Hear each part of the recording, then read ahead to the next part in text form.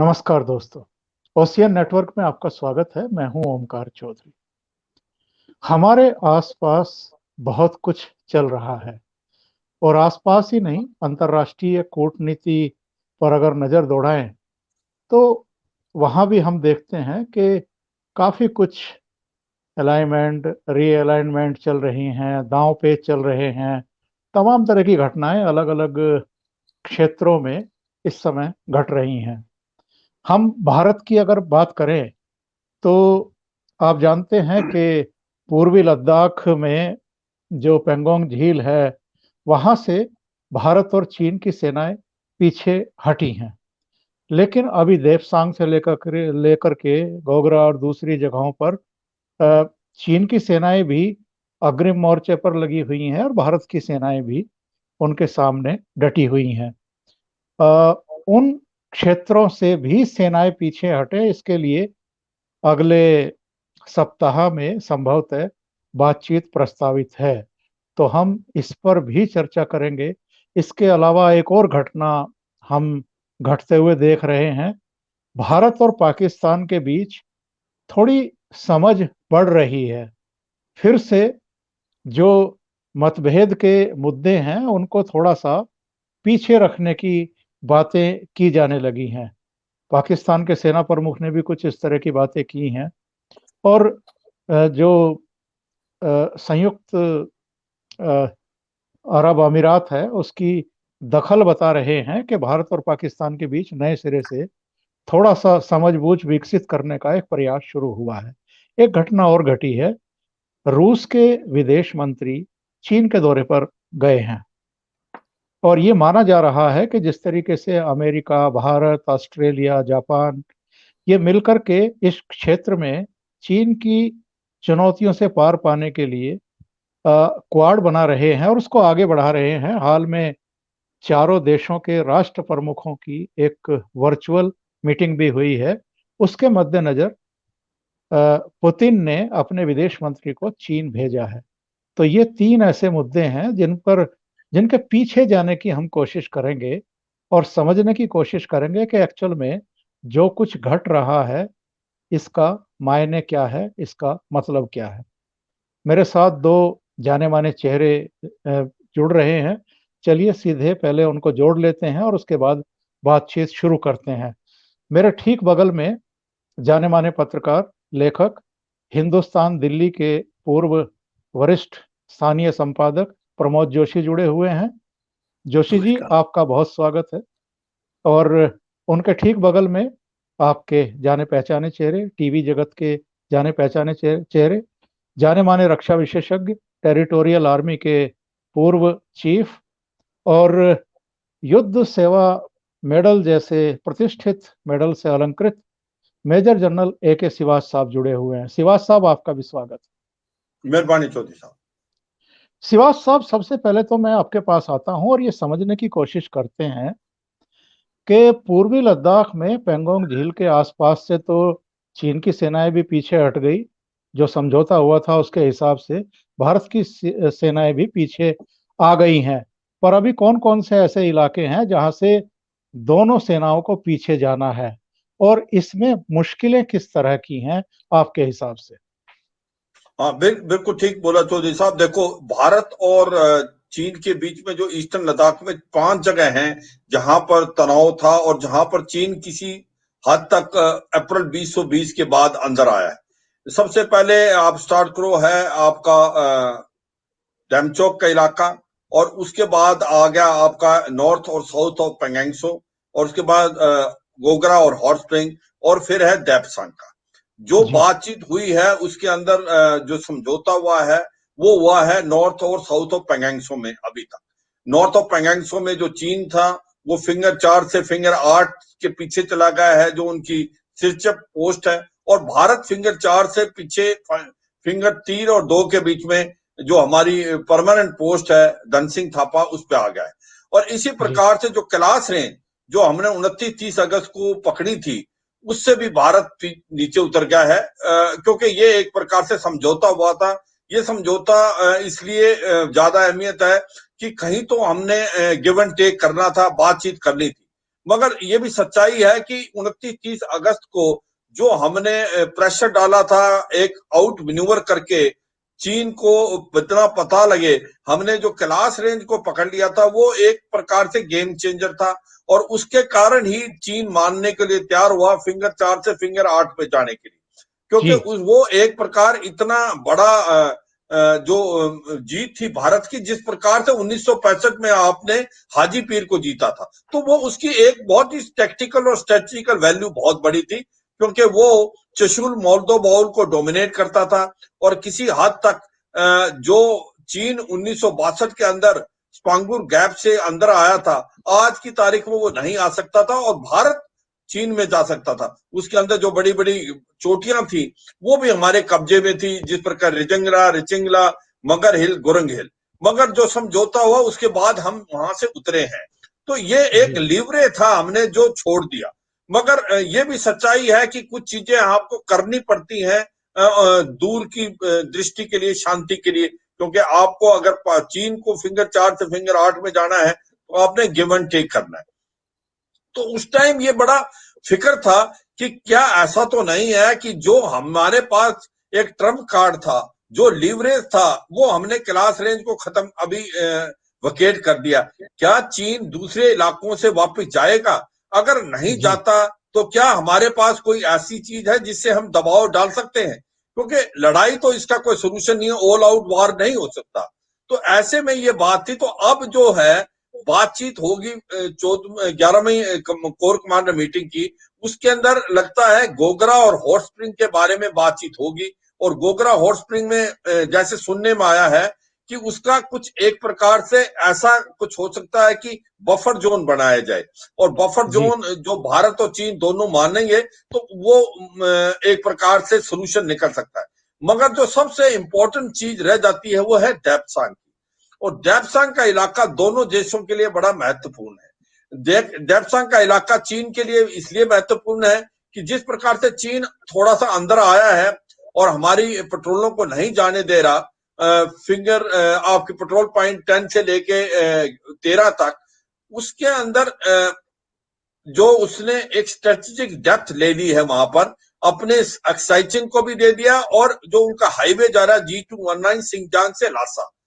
और भारत के लिए इंपॉर्टेंट इसलिए है क्योंकि ये जो डेप्सांग प्लेन्स है जहां चीन आ गया है, वहां से वो डायरेक्ट एक प्रकार से नुब्रा वैली और आप अपने साइचिन ग्लेशियर में जा सकता है, और दौलत बेग ओल्डी को बाईपास करते हुए।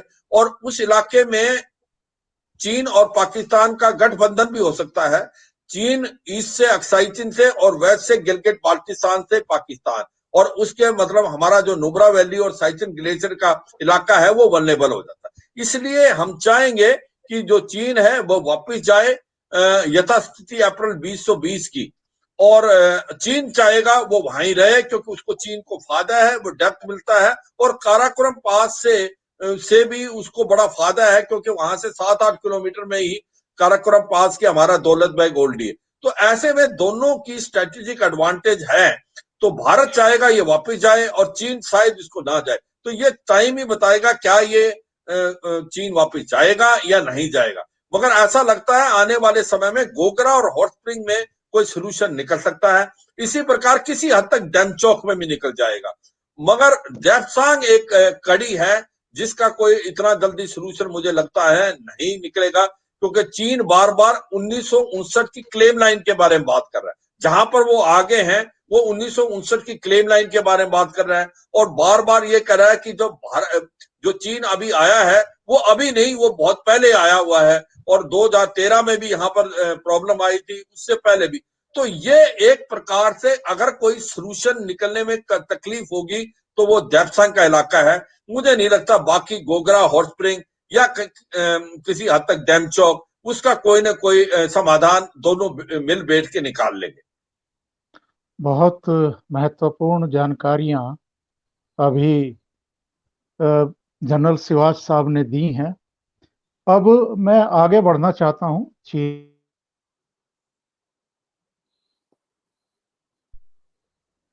चीन पर तो बहुत अहम जानकारियां जनरल सिवाच ने दे दी हैं। अब अगले विषय पर आगे बढ़ जाते हैं।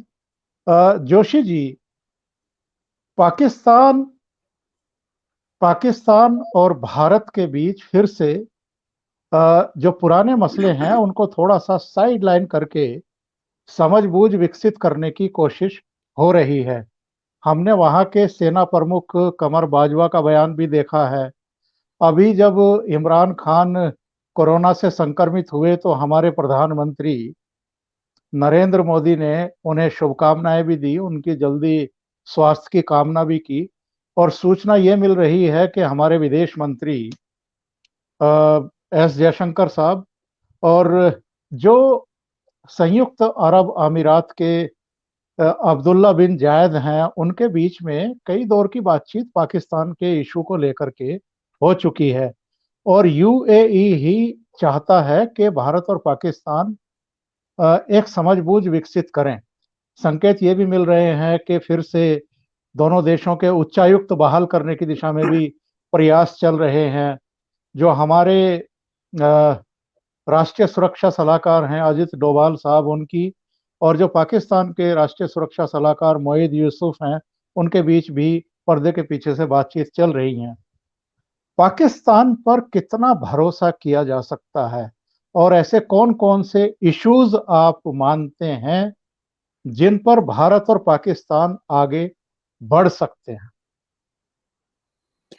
देखिए, भारत और पाकिस्तान के बीच में जो आज की जो परिस्थितियां हैं, जो आपने पिछले फरवरी से देखी हैं, ऐसी परिस्थितियां 2003 से 2008 के बीच में भी बनी थी। जी यानी आगरा शिखर वार्ता खत्म होने के बाद जो विफल हो गई थी, दोनों देशों के बीच में 2003 में एक समझौता हुआ था, जो ये नियंत्रण रेखा है जम्मू कश्मीर में, यहाँ पर गोलाबारी चलती थी उन दिनों बहुत जबरदस्त तरीके से, जिससे दोनों तरफ के गांव का जीवन अस्त व्यस्त हो गया था। तो उसको रोकने की का एक समझौता हुआ था। उस वक्त परवेज मुशर्रफ हुआ करते थे वहाँ। इस बार जो फरवरी में दोनों तरफ के डीजीएमओ के बीच में एक समझौता हुआ है, वो लगभग वही समझौता है। यानी उसमें यही कहा गया है कि 2003 के समझौते को पक्की तौर पर लागू किया जाए। तो जी ये दोनों देशों के हिसाब से ठीक है, मतलब ये तो ठीक बात है और अच्छी बात है। इसमें किसी के आगे जीतने या हारने जैसी कोई बात नहीं है। लेकिन 2008 में जब 26 नवंबर को मुंबई वाला जो कांड हुआ, उसके बाद पहिया उल्टा घूमने लगा। अन्यथा जी 2008 के आसपास ऐसी परिस्थितियां थीं जब कहा जा रहा था कि भारत के प्रधानमंत्री मनमोहन सिंह और पाकिस्तान के राष्ट्रपति, मतलब बाद में तो राष्ट्रपति पद से हट गए थे, लेकिन 2008 के पहले एक समय तक, 2008 में मार्च में चुनाव हुए थे तो जी पाकिस्तान में, तो उसके पहले एक इस किस्म का समझौता होने जा रहा था, जिसको माना जाता है कश्मीर के लेकर के एक समाधान की दिशा में बढ़ने का प्रयास था।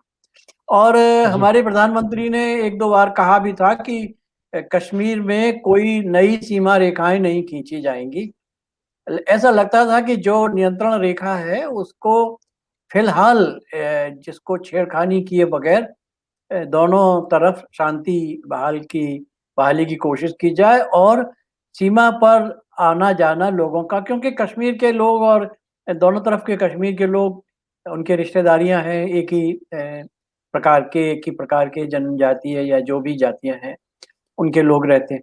तो वो चीजें बिगड़ती चली गई और उसके बाद गर्दन काटने के मामले आए, पठानकोट पर हमला हुआ। तो और ये एक लंबी प्रक्रिया है। मतलब एक समय जब हमारे नए प्रधानमंत्री नरेंद्र मोदी 2014 मई में आए, तो उसके बाद आपको याद होगा नवाज शरीफ भी आए थे। उनके शपथ ग्रहण समारोह में उन्होंने जो टोन डाउन किया था, उन्होंने कश्मीरी ये जो हुर्रियत वगैरह के लोगों से मुलाकात नहीं की थी। यानी वो जी पाकिस्तान की ओर से एक प्रकार का संदेश था। लेकिन फिर कोई लगता था कि पाकिस्तान के अंदर कोई ताकत है जो नहीं चाहती वो बात हो। उफा एक जगह है रूस में, वहां पर दोनों देशों के प्रतिनिधियों की बातचीत हुई। उसमें एक समझौते की योजना बनी और भारत के और पाकिस्तान के विदेश सचिवों की बात जनवरी 2016 में होनी थी। इस बीच क्या हुआ कि नरेंद्र मोदी एक दिन के लिए लाहौर में रुके और एक हफ्ते के बाद उनके से इसलिए कि शायद सद्भावना पैदा हो, और उसके एक जी हफ्ते के भीतर अगले साल नए साल पर पठानकोट पर हमला हो गया। तो ऐसा लगता है कि पाकिस्तान में कोई ताकत है, पाकिस्तान में कोई डीप स्टेट है जो किसी ना किसी रूप में समझौते को होने नहीं देना चाहती। इस बार जो आप बात कह रहे हैं, जी उम्मीदें तो वैसे भी बहुत बड़ी नहीं लगाई जानी चाहिए भारत पाकिस्तान रिश्तों को लेकर, क्योंकि यहाँ उतार चढ़ाव चलता है। लेकिन ये एक ऐसा मौका है जब वहाँ के प्रधानमंत्री ने पहले और उसके बाद वहाँ के सेनाध्यक्ष ने इस बात को दोहराया है 2-3 बार। दूसरी बात, पिछले साल अगस्त में, बल्कि 2019 अगस्त में जब ये 370 की वापसी हुई है, उसके बाद से पाकिस्तान का एक निरंतर ये बयान रहा है कि 370 की पुनर्स्थापना की जाए, वैसे ही बहाली की जाए, तभी हम बात करेंगे। लेकिन जी ये जी पहली बार आप देखिए जो दोनों बयान आए हैं, इनमें 370 वाली और वो सब बातें नहीं है। अब बात सिर्फ ये है कि अगर दोनों देश, कश्मीर का मामला क्या होगा, कैसे होगा, क्योंकि हम लोगों का स्टैंड है कि कश्मीर का जो गिलगित बल्तिस्तान और कश्मीर का जो पाकिस्तान अधिकृत क्षेत्र है वो हमें वापस मिलना चाहिए। ये हमारा एक भारतीय संसद का भी एक प्रस्ताव पास किया है जो जी 1994 जी का है। अब सवाल ये है कि वो तो ठीक है जो अभी हमारा स्टैंड है, जो पाकिस्तान का स्टैंड है, लेकिन पहले जो भारत का जो कहना है कि ये जो आप आतंकवादी गतिविधियां संचालित करते हैं, क्रॉस बॉर्डर जो झगड़े फसाद होते हैं, अगर आप उसको नहीं रोकेंगे तो हमसे कोई बात संभव नहीं है। तो हमें पहले ये देखना होगा कि क्या इन्फिल्ट्रेशन, क्रॉस बॉर्डर जो भी कार्रवाइयां हैं वो रुकती हैं या नहीं रुकती। इसके बाद देखिए, भारत और पाकिस्तान दोनों के बीच में व्यापार हो तो बहुत अच्छा है, कश्मीर के दोनों इलाकों के लोग आए जाएं बहुत अच्छा है, ये तो शांति से जुड़ी चीजें हैं। अच्छा, खासियत यह है कि इसके अलावा जो छोटे मोटे विवाद और हैं, सियाचिन को लेकर के है, सर क्रीक को लेकर के है, इन सब पर बातें हो सकती हैं। कंपोजिट डायलॉग का दोनों देशों के बीच में एक पुराना रोड मैप बना हुआ है जिस पर ठीक की बात की जा सकती है। प्रश्न यह है कि क्या पाकिस्तान में इस वक्त वो हालात हैं।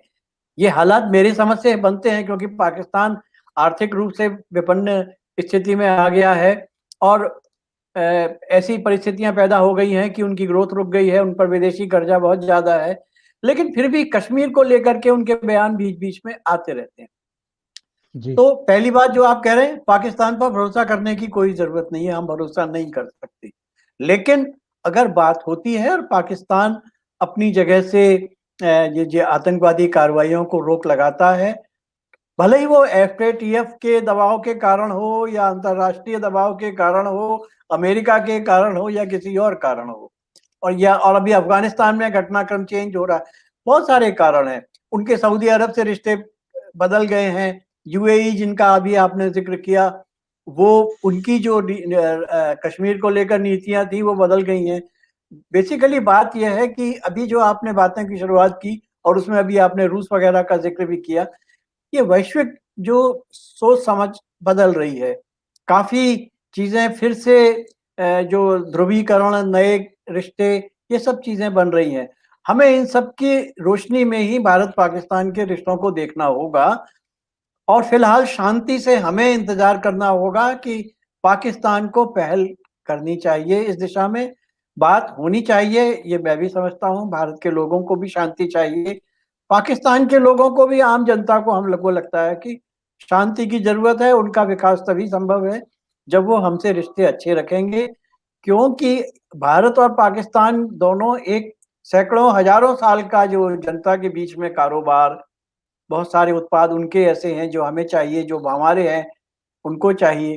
पूरा भारत से होकर के वो बांग्लादेश तक जा सकते हैं, म्यांमार तक जा सकते हैं, श्रीलंका तक भी रोड, सड़क के रास्ते से जा सकते हैं।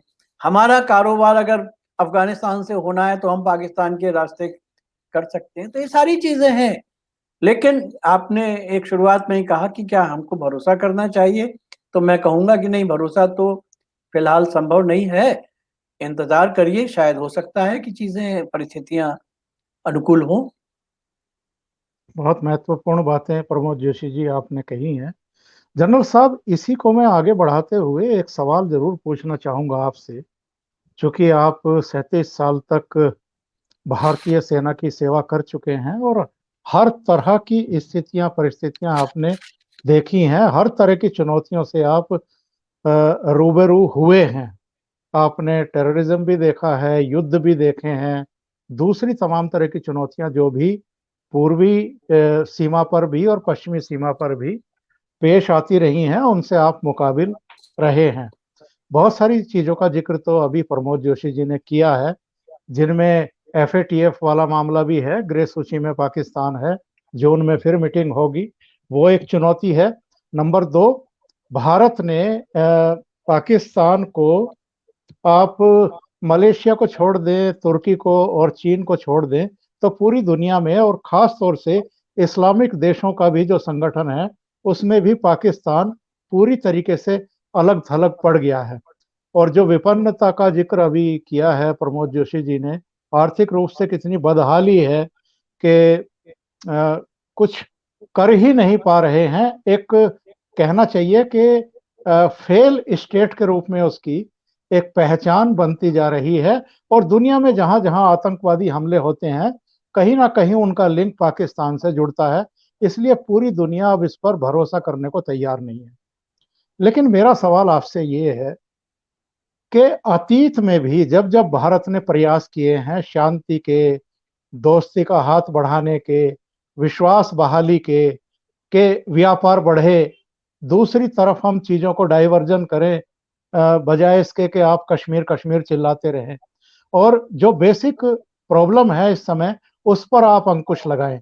आपके यहाँ जो भारत विरोधी तत्व लगातार पनप रहे हैं, जिनको वहाँ का एस्टेब्लिशमेंट जिसको कहते हैं मिलिट्री, वही शह देता है, उस पर अंकुश लगाइए। चाहे पठानकोट हो, उड़ी हो, पुलवामा हो, सब जानते हैं कि इसके पीछे कौन था।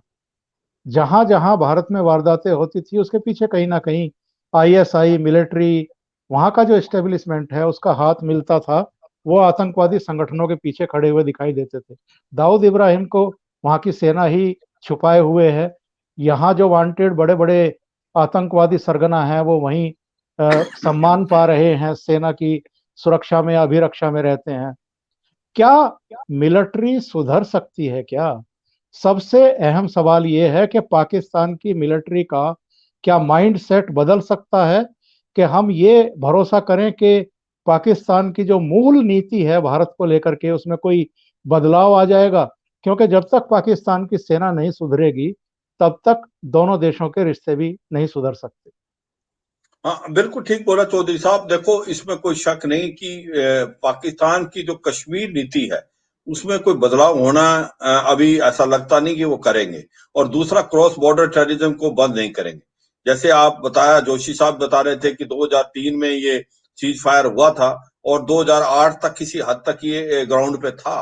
और मैं उसी टाइम 2006 से लेकर 2008 तक लाइन ऑफ कंट्रोल में ब्रिगेड कमांड की है, मच्छल सेक्टर में कुपवाड़ा के ऊपर।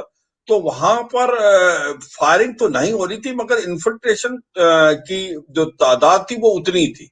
तो ये भी सोचना हमें गलत होगा कि हो सकता है लाइन ऑफ कंट्रोल में फायरिंग बंद हो जाए, और होगी, मगर इसका मतलब ये नहीं है कि पाकिस्तान आतंकवादी भेजना बंद कर देगा। पाकिस्तान आतंकवादी उसी तरीके से भेजता रहेगा, क्योंकि दो तीन बातें हैं। एक तो उनकी जो कश्मीर की नीति है, वो तो जो उनकी पाकिस्तान की डीप स्टेट आर्मी और आईएसआई है, उसका मूल ही, उसको जो पावर मिली हुई है वो ही मिली हुई है एंटी इंडिया सेंटीमेंट में, और कहीं ना कहीं कश्मीर इश्यू में।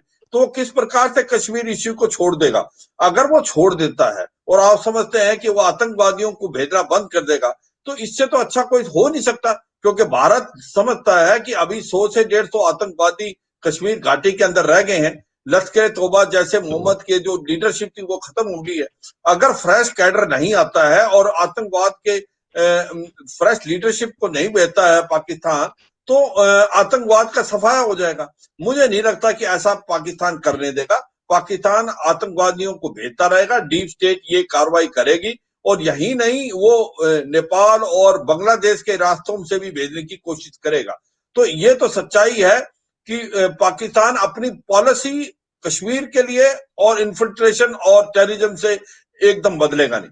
ये जो भी कार्रवाई अभी हुई है वो प्रेशर में आके पाकिस्तान कर रहा है। और ये भी सच्चाई है कि ये अगर दोनों देशों के बीच में पीस प्रिवेल करती है तो दोनों देश को फायदा है, भारत के बजाय पाकिस्तान को बहुत ज्यादा फायदा है। उसके 3-4 कारण है। एक तो जी। सच्चाई है कि फाइनेंशियली आज पाकिस्तान की कंडीशन बहुत ज्यादा खराब है। उसको $115 बिलियन का कर्जा चढ़ा हुआ है। उसका जो फॉरेन एक्सचेंज रिजर्व ही करीब करीब $10 बिलियन से कम है, अफगानिस्तान से भी कम है, और वो एक महीने का इंपोर्ट नहीं देता। इन्फ्लेशन रेट 30% है, कोई इन्वेस्टमेंट नहीं आ रही, एक्सपोर्ट जीरो है। और ऐसे में कोई भी बैंक उनको लोन देने को तैयार नहीं है, ना एशिया डेवलपमेंट बैंक, ना आपका वर्ल्ड बैंक, ना आपका IMF, ना यूरोपियन बैंक। ऐसे में अगर फाइनेंशियल एक्शन टास्क फोर्स इनको ग्रे से ब्लैक में लिस्ट कर देती है तो ये तो मारे जाएंगे। ये चाहते हैं व्हाइट ग्रेस लिस्ट से भी निकले। वो तभी निकल सकते हैं जब वो कुछ कार्रवाई करके दिखाएंगे। और ये जो भी कार्रवाई हुई है ये UAE के मध्यक्षता से हुई है तो ये बैक चैनल डिप्लोमेसी पर UAE का बहुत हाथ था।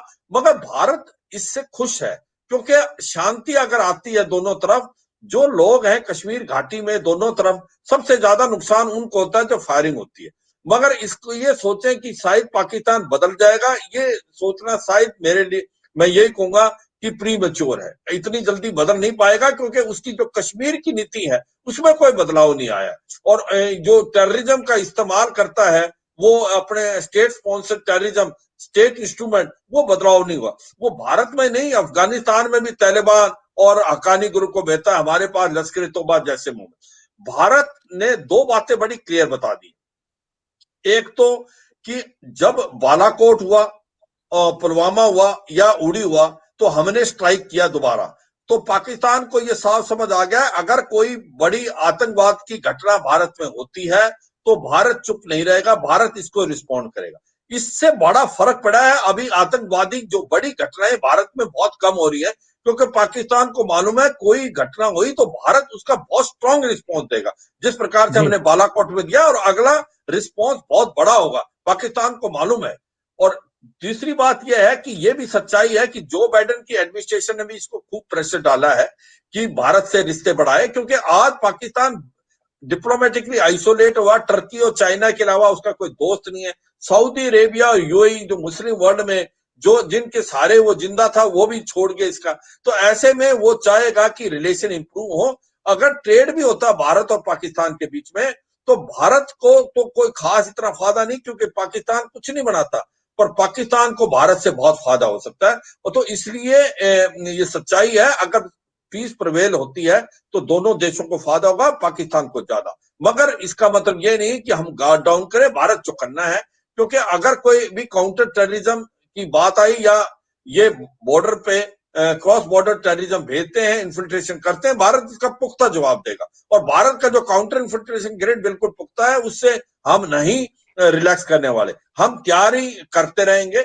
मगर अगर पीस होती है तो ये एक अच्छी बात है और इसको चांस देना चाहिए। बहुत धन्यवाद श्रीवास साहब। जोशी जी, तीसरी घटना की तरफ चलते हैं। ये खबरें आ रही हैं कि अमेरिका के खिलाफ नया गठजोड़ बनाने की तैयारी में है रूस। और पुतिन के रूस के जो विदेश मंत्री हैं वो सरगेई लावरोव, वो सोमवार को चीन पहुंचे हैं। हालांकि चीन ने कहा, विदेश मंत्रालय ने कहा कि ऐसी कोई बात नहीं है कि हम कोई गठजोड़ बना रहे हैं अमेरिका के खिलाफ। लेकिन जिस तरीके से हमने और आपने देखा है, पूरी दुनिया ने देखा है कि जब क्वाड की मीटिंग हो रही थी, भारत, अमेरिका, जापान और ऑस्ट्रेलिया के राष्ट्र प्रमुख जब वर्चुअली मीटिंग कर रहे थे, उस समय चीन की तरफ से किस तरह की प्रतिक्रियाएं आ रही थी, वो एक तरीके से भुन भुनाया हुआ था। और रूस का भी हम लोग जानते ही हैं कि क्वाड को लेकर के उसके किस तरह के विचार अतीत में रहे हैं। तो ये जो रूस के विदेश मंत्री की बीजिंग की यात्रा है, इसको आप किस दृष्टि से देखते हैं? देखिए, एक तो रूस की जो दृष्टि है वो बदल रही है और अभी और बदलेगी। अ, उसका एक क्वाड एक कारण है, वो तो ये लावरोव साहब आज से कई महीने पहले अपना विचार व्यक्त कर चुके हैं और जवाब एस जयशंकर ने तब भी उनको दिया था। अ, एक थिंक टैंक की बैठक में दोनों आमने सामने हुए थे। इसके अलावा एक और घटना अभी हाल में हुई है, वो 18 मार्च को एक बैठक मॉस्को में रूस ने अफगानिस्तान को लेकर बुलाई थी, जिसमें जो ट्रोइका है, जिसमें चीन, रूस, अमेरिका और पाकिस्तान, एक्सटेंडेड ट्रोइका कहते हैं इनको, इनके अलावा अफगानिस्तान की जो सरकार है और तालिबान के प्रतिनिधियों को बुलाया था। इसके पहले जब मॉस्को में बैठक हुई थी उसमें भारत को भी बुलाते थे रूस ने, लेकिन इस बार भारत को नहीं बुलाया। बल्कि दूसरा एक काम ये उन्होंने किया कि चूंकि इस बीच जो बाइडेन ने एक और प्रस्ताव उसके पहले रखा था कि संयुक्त राष्ट्र संघ के तत्वावधान में एक विदेश मंत्रियों की बैठक बुलाई जाए, जिसमें यही जो देश थे, चीन, रूस, अमेरिका, पाकिस्तान, अफगानिस्तान वगैरह के अलावा ईरान और भारत के विदेश मंत्रियों को भी शामिल किया जाए। जी। एक अंतर्राष्ट्रीय परिस्थितियां ऐसी तैयार की जाए। तो रूस ने प्रयास किया था कि भारत का नाम उसमें शामिल ना किया जाए।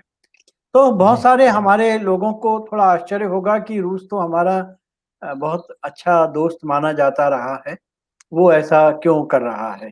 तो इसके दो बड़े कारण हैं। एक बड़ा कारण तो ये है कि अ, रूस की चीन के साथ नज़दीकियाँ बढ़ी हैं और अमेरिका के साथ रिश्ते उनके खराब हुए हैं। दूसरा, चीन, भारत और चीन के बीच में जो तनाव और टकराव हुआ है, उसके कारण भारत का नज़रिया थोड़ा अमेरिका की तरफ झुका हुआ है सामरिक दृष्टि से। देखिए, भारत क्वाड में शामिल बड़े हिचक के साथ हुआ था और अब भी कोई ऐसा नहीं है कि भारत कोई चीन के खिलाफ किसी बड़ी योजना में शामिल नहीं होना चाहता था। बड़ी मुश्किल से ये तो जब ये गलवान की घटना हो गई और आप देख रहे हैं लद्दाख में ऐसा हो गया, वरना भारत इन सब चीज़ों को सहन करता रहा था। क्योंकि भारत की विदेश नीति थोड़ी स्वतंत्र रहने की रही है, हालाँकि गुटनिरपेक्षता आज नहीं है, लेकिन फिर भी भारत ना तो अमेरिका का, ना रूस का, ना चीन का किसी का पिछलग्गू नहीं बनकर रहना चाहता। पर हुआ ये है कि परिस्थितियाँ ऐसी आई हैं कि जब में हमें क्वाड में शामिल होना पड़ेगा और क्वाड केवल सामरिक नहीं है, सामरिक है, ठीक है, हमने चीन का जवाब देने का, लेकिन जैसे अभी क्वाड में एक और इश्यू था कि वैक्सीन के डिस्ट्रीब्यूशन को लेकर के ये चारों देश मिलकर के काम कर रहे हैं। इसके अलावा भी आने वाले समय में ये जो इंफ्रास्ट्रक्चर की योजनाएँ भारत, जापान और अमेरिका और ऑस्ट्रेलिया वगैरह भी शामिल होकर के हम जो चीन का जो वन रोड वन बेल्ट वाला जो प्रोजेक्ट है उसके जवाब में करना चाहते हैं। तो यानी इसके पीछे आर्थिक कारण भी हैं। इसके अलावा जैसे हम भारत, आज हमारा बहुत बड़ा व्यापार हमें चीन के साथ होता है, उसकी मजबूरियाँ हैं बहुत सारी। अगर हम चीन के साथ आज कारोबार बंद कर दें, कुछ भी लेना-देना, एक तो वर्ल्ड ट्रेड ऑर्गेनाइजेशन के नियमों के तहत वो संभव नहीं होता। दूसरे, हमारे बहुत सारे उत्पाद, हम बहुत सारे जो हम एक्सपोर्ट करते हैं, उसमें जैसे हम दवाएँ ही जो बनाते हैं, दवाओं में भारत दुनिया में नंबर 1 देश है, लेकिन उनकी बहुत सारी दवाओं का जो बुनियादी सॉल्ट है या बुनियादी जो कच्चा माल है, वो चीन से आता है। तो हमें ये इस काम के लिए भी ये चारों देश जो भारत जो क्वाड के सदस्य हैं, ये एक नए सप्लाई चेन्स के बारे में भी डेवलप करने के बारे में बात कर रहे हैं।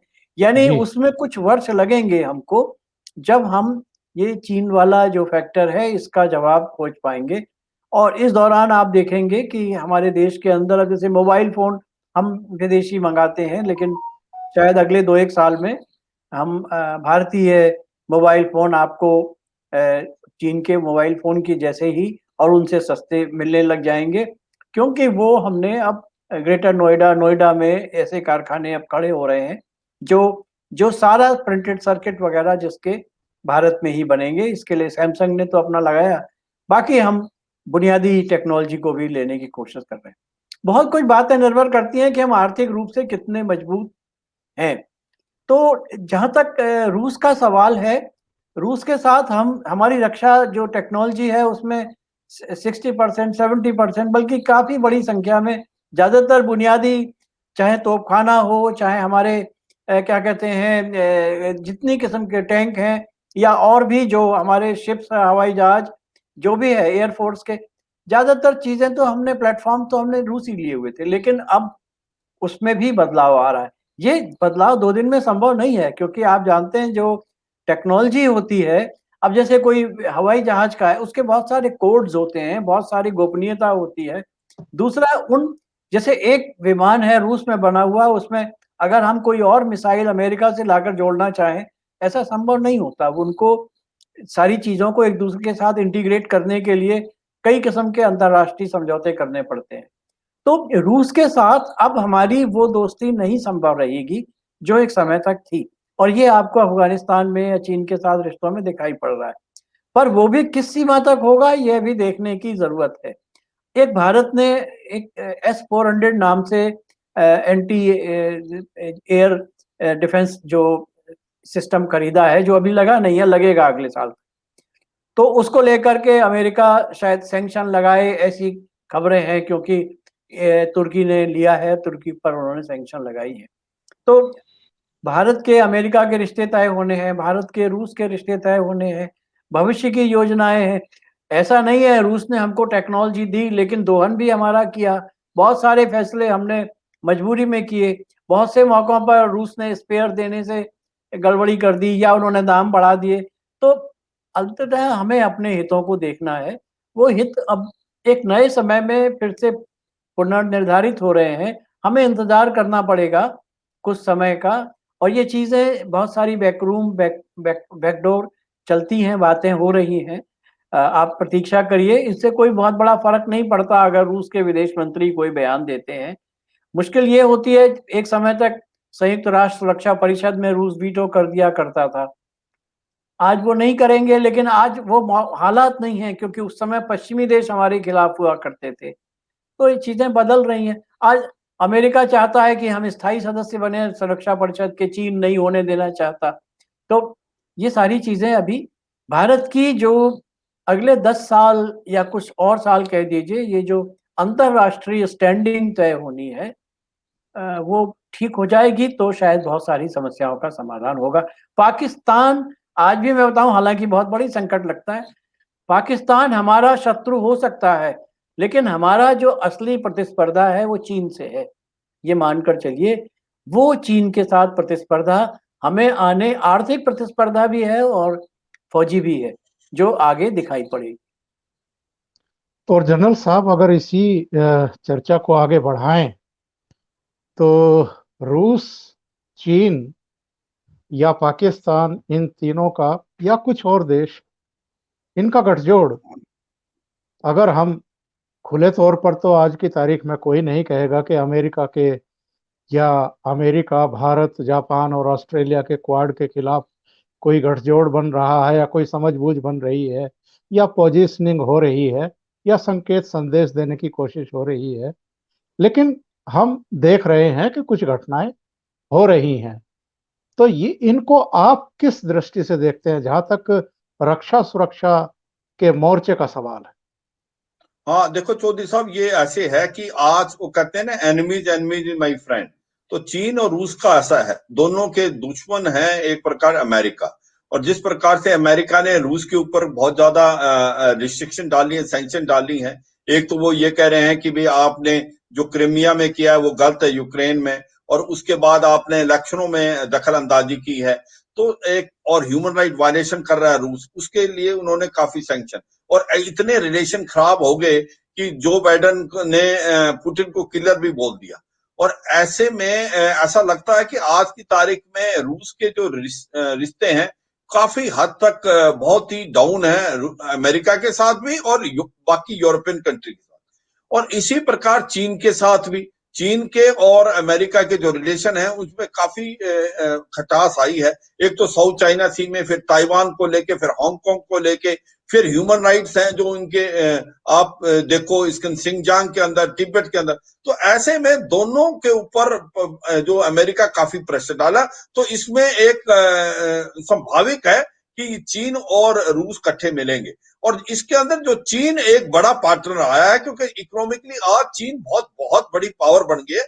अगर आप कल की रिपोर्ट देखें, जो एक मिलिट्री पावर की भी रिपोर्ट आई है कि वर्ल्ड की सबसे बड़ी मिलिट्री पावर आज चीन बन के आया, ना कि यूएस। उसके 84 पॉइंट है, जबकि रूस के कोई करीब 75 के पॉइंट है। तो ऐसे में आज चीन बहुत बड़ी जो है शक्ति बन के उभर रहा है। तो मुझे लगता है कि आने वाले टाइम में दो ब्लॉक्स होते जा रहे हैं। एक तो ये गठबंधन होगा रूस का, चीन का, इसके अंदर तुर्की, ईरान, कहीं ना कहीं पाकिस्तान भी ट्राई करेगा फिट होने की। और दूसरी तरफ है ये अमेरिका के जो क्वाड हैं, बाकी यूरोपियन कंट्री, क्वाड प्लस की भी बात हो रही। ऐसा हो सकता है क्योंकि कोई चीज परमानेंट नहीं है, परमानेंट आपके नेशनल इंटरेस्ट है। मगर जब भारत की बात सोची जाए तो भारत बड़ा सोच समझ के चलेगा। और ये मैं समझता हूं कि भारत चाहेगा कि हमारी जो स्ट्रेटेजिक रिलेशन आज अमेरिका से बने, इसमें कोई डाउट नहीं, हम स्ट्रेटेजिक रिलेशन बनाए, हम स्ट्रेटेजिक पार्टनर हैं, हम स्ट्रेटेजिक अलायंस नहीं है। और हमारे अंदर अभी भी स्ट्रेटेजिक ऑटोनॉमी है, हम सिलेक्ट कर सकते हैं हमने किसके साथ क्या करना है। क्योंकि रूस भी हमारे लिए एक बहुत इंपॉर्टेंट देश है। और ये सच्चाई है कि आज से पहले 70% करीब हमारा जो फौजी सामान वहीं से आता था, और आज वो घट के 50% है। तो हम उसको बिल्कुल बंद नहीं कर सकते। और सबसे एक बड़ी इंपॉर्टेंट चीज बताई है कि अमेरिका के प्रेशर के बावजूद भी हम S-400 एयर डिफेंस सिस्टम है उसको खरीद रहे हैं। ये रूस को भी पता है, और वो 5.4 बिलियन डॉलर का है। और अमेरिका ने बहुत प्रेशर डाला, उसने थार दे रहे थे, terminal high altitude area defence system और पेट्रोइड मिसाइल, जो उन्होंने सऊदी अरेबिया, साउथ कोरिया और ताइवान में। फिर भी हमने काटसा की फिक्र ना करते हुए सैंक्शन की हम S-400 ले रहे हैं। वो क्यों? क्योंकि वो सबसे अच्छा आधुनिक है, भारत को अपनी नेशनल इंटरेस्ट की बात। मगर हम सोच समझ के चलेंगे। हम चाहेंगे कि हम अमेरिका के स्ट्रेटेजिक पार्टनर हैं, वो इसलिए हैं क्योंकि वो हमें लेटेस्ट वेपन दे रहा है। जिस प्रकार से अभी उन्होंने हवाई जहाज C-17, C-13G, अपना हरकुलिस, उसके बाद चिनूक हेलीकॉप्टर, अपाचे अटैक हेप्टर, और उसके बाद ट्रांसफर ऑफ टेक्नोलॉजी कर रहा है। और आत्मनिर्भर और मेक इन इंडिया की तरफ हमारा बढ़ाव हो जाएगा। हमारे को M777 गन दी है, जो कि अल्ट्रा लाइट हाउजर, जो आज हमने लद्दाख में भी लगाई थी, जिसको चिनूक हेलीकॉप्टर की मदद से एक वैली से दूसरे में, उसको भारत में मेक इन इंडिया बना रहा है महिंद्रा डिफेंस। तो ऐसे में जिस प्रकार से जो 4 फाउंडेशन एग्रीमेंट किए हैं भारत और अमेरिका के साथ, जिसके अंदर लीम्यू है, logistic exchange memorandum of understanding, उसके बाद कोमकासा कम्युनिकेशन कंपैटिबिलिटी सिक्योरिटी अरेंजमेंट, और अभी बैका किया था basic exchange and cooperation agreement. उसके कारण जो भारत को लेटेस्ट टेक्नोलॉजी मिल रही है अमेरिका से, और जो सैटेलाइट और रडार से उसका रियल टाइम इंफॉर्मेशन मिल रही है, तो भारत का एक प्रकार से अमेरिका के साथ अभी स्ट्रेटेजिक पार्टनरशिप बढ़ती जाएगी। इसमें कोई शक नहीं कि भारत के रिलेशन अमेरिका से अच्छे होंगे। इसका मतलब यह नहीं कि भारत के रिलेशन रूस से खराब होंगे। भारत चाहेगा रूस से भी अच्छे रिलेशन रखे, क्योंकि अभी भी 50 से 60% जो है हमारे वेपन रूस के हैं। उनकी हमें मेंटेनेंस, स्पेयर पार्ट, ये जो मिक्स सीरीज के एयरक्राफ्ट हैं, T-90, T-72 टैंक्स हैं, ये सब रूस से हैं। तो रूस को हम जानते हैं कि आज तक उसने हमारा साथ दिया था। मगर अभी इंटरनेशनल जो वर्ल्ड ऑर्डर थोड़ा चेंज हुआ है, इसमें ये जो कार्रवाई जोशी साहब बता रहे थे, ये सच्चाई है। अफगानिस्तान को लेके कहीं ना कहीं रूस का एक नकारा एटीट्यूड था भारत की तरफ, मगर भारत सोच समझ के चलेगा। और देखो सच्चाई ये है कि आज की तारीख में सबसे ज्यादा गठबंधन हो रहा है चीन के आगे, पर चीन इसका फायदा उठा के रूस के साथ, मुझे लगता है कि आने वाले टाइम में अमेरिका इसको सोच विचार करेगा। दोनों को इकट्ठा अगेंस्ट जाने से नुकसान है। वो कहीं ना कहीं रूस से तालमेल करने की ट्राई करेगा, क्योंकि रूस के और अमेरिका के कुछ हित मिलते भी हैं।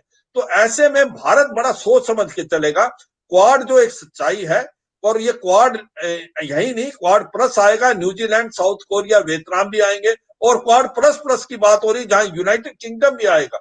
मगर ये भी सच्चाई है कि ये धीरे धीरे इनफॉर्मल से फॉर्मल और मिलिटराइज हो जाएगा। उसका रीजन क्या है कि अगर आपने चीन का मुकाबला करना है इंडो पैसिफिक में, जिस प्रकार से चीन दादागिरी करा साउथ चाइना सी में, जिस प्रकार से 90% का इलाका उसने अपना कब्जा कर लिया है, तो आपके पास कोई चारा नहीं कि आप एक गठबंधन बना के उसके अगेंस्ट उसको चैलेंज करोगे। अगर आप नहीं करोगे तो चीन तो अपने ही रूल रेगुलेशन बनाता है, और आज भी फिलीपींस के अगेंस्ट उसने काम किया, वियतनाम के अगेंस्ट। तो मुझे लगता है कि नया वर्ल्ड ऑर्डर ऐसे बनेगा, मगर भारत सोच समझ के चलेगा, भारत अपने हितों से चलेगा, भारत डिक्टेट नहीं किया जाएगा अमेरिका से या रूस से। तो आने वाले टाइम में एक बहुत ही फ्लूइड सिचुएशन है, ये नया वर्ल्ड ऑर्डर है, ये मल्टीलैटरलिज्म है। एक समूह होगा अमेरिका के साथ, ये क्वाड प्लस, और एक होगा चीन, रूस और ईरान, उसके साथ टर्की और पाकिस्तान जैसे समूह हो सकता है। आज की तारीख में खुल के चीन और रूस आए हैं, और आने वाला टाइम बताएगा कि सिचुएशन कहां जाती है। पर भारत एक सोच समझ के चलेगा, और एक ये नया वर्ल्ड ऑर्डर जो बन रहा है, ये डिक्टेट करेगा अगले 5-7 साल में वर्ल्ड की क्या सिचुएशन होती है। बहुत बहुत धन्यवाद जनरल शिवाज साहब और प्रमोद जोशी जी, आप जुड़े और 3 अहम मुद्दों पर आपने हमारे दर्शकों को बहुत ही महत्वपूर्ण, बहुत ही गूढ़ और गहन जानकारी उपलब्ध कराई। बहुत बहुत धन्यवाद आप दोनों का। नमस्कार। नमस्कार जी, धन्यवाद। जय हिंद।